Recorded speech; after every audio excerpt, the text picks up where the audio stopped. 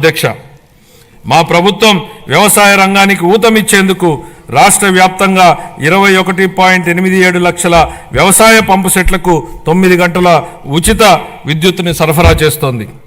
చేపల వేట నిషేధ కాలంలో మత్స్యకారులకు అందించే ఆర్థిక సహాయాన్ని 10,000 రూపాయల నుండి 20,000 రూపాయలకు రెట్టింపు చేస్తామనే మేనిఫెస్టోలోని మరొక హామీని నెరవేర్చడానికి తగిన కేటాయింపులు చేశామని సంతోషంగా ప్రకటిస్తున్నాం.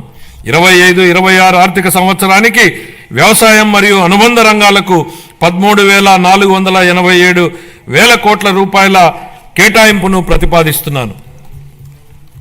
పౌర సరఫరాల శాఖ కాలే కడుపుకు పట్టెడన్నం పెట్టడమే మా సిద్ధాంతం అని చెప్పిన శ్రీ నందమూరి తారక రామారావు గారు దాన్ని నిజం చేసే దిశగా 94లో సంవత్సరంలో 2 రూపాయలకే కిలో బియ్యం పథకం ప్రవేశపెట్టారు. దేశం మొత్తం ఈ నమూనానే అనుకరించింది. మన రాష్ట్రంలో ప్రారంభమైన ఈ పథకం 3 దశాబ్దాల తర్వాత జాతీయ ఆహార భద్రతా చట్టం 2013 రూపకల్పనకు ఆధారమైంది. ప్రజా పంపిణీ వ్యవస్థ ద్వారా పేదలకు నాణ్యమైన బియ్యాన్ని మా ప్రభుత్వం సరఫరా చేస్తోంది.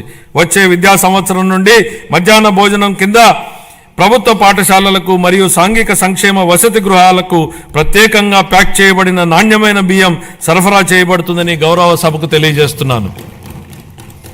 గత ప్రభుత్వం నిర్లక్ష్యం చేసిన ధాన్య సేకరణ ప్రక్రియను మా ప్రభుత్వం మెరుగుపరిచింది.